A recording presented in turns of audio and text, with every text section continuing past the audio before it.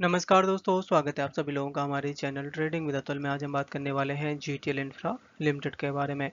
आपने देखा होगा कि यही स्टॉक है जो कि करीबन ₹4.5 तक का हाई बनाया था, लगभग ₹1 से, और इस समय ₹1.5 के आसपास तक बड़ी करेक्शन देखने को मिल चुकी है। केवल इसी स्टॉक में नहीं, मल्टीपल स्टॉक में बड़ी गिरावट दिखाई थी, जिस तरीके से मार्केट का बिहेवियर दिखाई दे रहा था। बट अब मार्केट है जो कि रिसेंटली 1 से 2 हफ्तों के अंदर काफ़ी अच्छे रिटर्न भी दिखा चुका है। पर अब बारी आती है कि क्या अपने स्टॉक में उतनी तेज़ी बन पाएगी ₹4.5 तक, या फिर और भी गिरावट हो सकती है, क्योंकि जिस तरीके से टेरिड वार की टेंशन चल रही है, यहाँ तक कि इंडिया पाकिस्तान के बीच में कुछ डिस्प्यूट का दिक्कत आ रहा है। तो और इसके साथ साथ जीटीएल इंफ्रा के Q4 की डेट भी हो चुकी है। फाइनल कैसे रह सकते हैं रिजल्ट, यहाँ तक कि प्रोमोटर्स हैं कितने नंबर ऑफ शेयर्स हैं गिरवी रखे हैं और कितना उठाया हुआ है। सो गाइस, आज के दिन हम मल्टीपल न्यूज़ को कवर करने वाले हैं, और जो कि आपको लॉन्ग टर्म के लिए इन्वेस्टमेंट करना या इस स्टॉक में रहना चाहिए या नहीं रहना चाहिए, वो सारी प्रॉब्लम को मे भी सॉल्व कर पाएगा। तो चलिए गाइस, बगैर देरी के शुरू करते हैं हम अपना वीडियो। साथ ही अगर आप लोग हमारे वीडियो के माध्यम से थोड़ी सी भी हेल्प हो रही हो, तो प्लीज़ आप हमारे चैनल को सब्सक्राइब जरूर करें। तो सबसे पहले शुरुआत कर लेते हैं कि यूएस का मार्केट कैसा रहा, क्योंकि खासकर इंडियन मार्केट पे यूएस का मार्केट का उतार चढ़ाव का बहुत ज़्यादा इम्पैक्ट पड़ता है। तो फ्राइडे का मार्केट अपने यहाँ तो बंद था, और यूएस मार्केट में दिखाई दी है काफ़ी बड़ी तेज़ी। आप देख सकते हैं कि 500 पॉइंट्स का उछाल देखने को मिला डाउ में, और 500 पॉइंट दिखाई दिया एसएनपी में। और खासकर जितनी बड़ी ये तेज़ी देखने को मिल रही है, जिस तरीके से ट्रम्प की तरफ से डिसीजन लिए जा रहे हैं खासकर टैरिफ के ऊपर, खासकर यूएस की इकोनॉमी के लिए बहुत ज़्यादा फायदा होने वाला है। तो तेजी तो यहाँ बनी है यूएस मार्केट में, उसका इम्पैक्ट इंडियन मार्केट में तो पड़ेगा। बट पाकिस्तान और इंडिया के बीच में जो टेंशन चल रही है, उसकी वजह से हो सकता है कि उतनी ज़्यादा इम्पैक्ट ना दिखाई दे, उतनी ज़्यादा तेज़ी ना आए। जबकि आपने नोटिस किया होगा कि गुरुवार के दिन काफ़ी अच्छी तेज़ी भी बनी थी, बट क्लोजिंग दिया मामूली सी गिरावट के साथ में।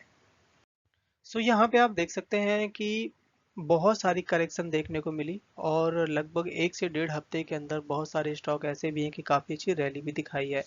निफ्टी 50 है जो कि आप देख सकते हैं 24,000 के ऊपर निकल चुका है, बट क्लोजिंग दिया है 12 पॉइंट्स की तेज़ी के साथ में। बैंक निफ्टी में 28 पॉइंट्स, और निफ्टी आईटी है जो कि इस समय 1 साल के लोएस्ट पे आ चुका है। आप देखिए 36,000 के आसपास है, 96 पॉइंट की तेज़ी बनती हुई दिखाई दी है। स्मॉल कैप का इंडेक्स है जो कि 47,000 के आसपास पहुंच चुका है, और 35 पॉइंट की डाउनसाइड दिखाई दी। ट्राई है जो कि इस समय दो बहुत बड़े डिसीजन लेते हुए देखी जा रही है।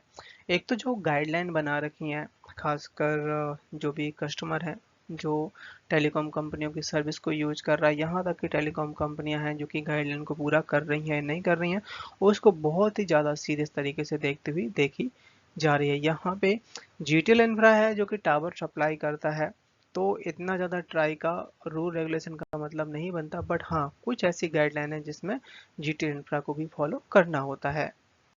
इसके साथ साथ ट्राई है जो कि पिछले साल जुलाई 2024 में टैरिफ हाइक हुआ था, जितनी भी टेलीकॉम कंपनियां थी उनको बहुत फ़ायदा हुआ। अब यहाँ पे नेक्स्ट टैरिफ हाइक की बात कही जा रही है, जो कि यहाँ पे ट्राई की तरफ से कुछ डिस्कशन चल रहे हैं, और बहुत जल्दी यहाँ पे जितनी भी टेलीकॉम कंपनियां हैं इनकी अर्निंग फिर से बढ़ने वाली है, और हम सब लोगों की जो अपनी पॉकेट है वो खाली होने वाली है, क्योंकि फिर से जो हम रिचार्ज करवाते हैं उसके रेट बढ़ सकते हैं। कंपनी है जो कि यहाँ पे Q4 की डेट कर चुकी है फाइनल। आप देख सकते हैं 8 मई 2025 को इनके रिजल्ट आएंगे, और उस दिन है थर्सडे। और अगर आप लोग चाहते हैं सबसे पहले फास्ट रिजल्ट पाना, तो प्लीज़ सब्सक्राइब जरूर करें। पिछला जो क्वार्टर काफ़ी ज़बरदस्त था, ज़्यादा यहाँ पे इम्प्रूवमेंट तो नहीं था, बट हाँ यहाँ पे आप देख सकते हैं कि लगभग 0.5 से लेके 1% तक के आसपास यहाँ पे ग्रोथ दिखाई दी थी ईयर ऑफ ईयर। और नेट जो सेल निकल के आई थी वो करीबन 340 करोड़ के आसपास। बाकी जो चीज़ें हैं यहाँ पे कंपनी की परफॉर्मेंस इतनी अच्छी नहीं रही, इसी की वजह से है कि इतना स्टॉक आपको डाउन साइड इतना दिखाई दे रहा है अभी।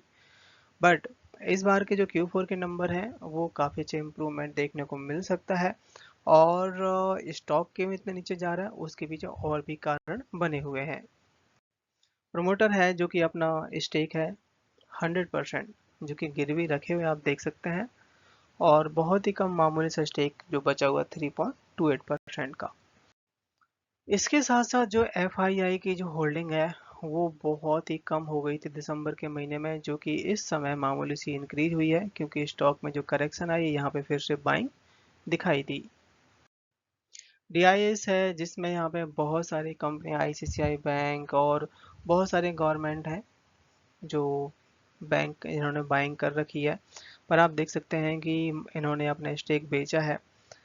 लगभग 44% तक का स्टेक होता था एक साल पहले, जो कि इस समय 35% रह जाता है, जिसमें यहाँ पे बड़े बड़े बैंकों के नाम शामिल हैं, union bank, central bank, bank of Baroda, यहाँ तक कि LIC, ICICI बैंक। आप देख सकते हैं कि बहुत बड़ा स्टेक यहाँ पे ले रखा है। पब्लिक की बात करी जाए तो यहाँ पे इन लोगों ने अपना स्टेक बढ़ाया है, 49% तक का स्टेक था एक साल पहले, जो कि इस समय 60% के आसपास तक पहुंच चुका है। बात की जाए यहाँ पे अगर वॉल्यूम एनालिसिस के बारे में, तो आज आप देख सकते हैं कि 5 करोड़ का यहाँ पे वॉल्यूम बना हुआ था, डिलीवरी उठाई गई है लगभग 45% तक की। स्टॉक है जो कि आज के दिन हाई बनाया 1.46 का, लो बनाया 1.43 का, क्लोजिंग दी है 1.44 पे। जैसे कि आप देख सकते हैं कि ऑल टाइम अभी रिसेंटली हाई बनाया था 4.33 का, वहां से स्टॉक में काफी बड़ी करेक्शन अभी तक आ चुकी है।